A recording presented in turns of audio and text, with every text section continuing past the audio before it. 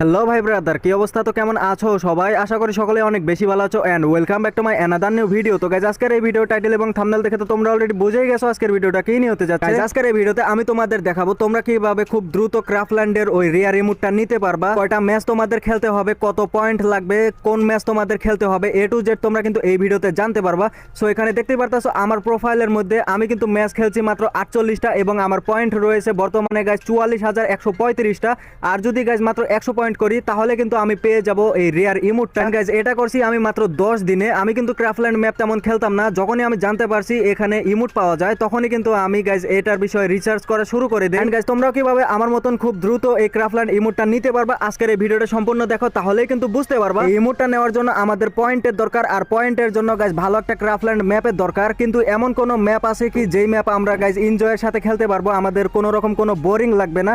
So এই জন্য আমার কাছে কিন্তু একটা ম্যাপ রয়েছে।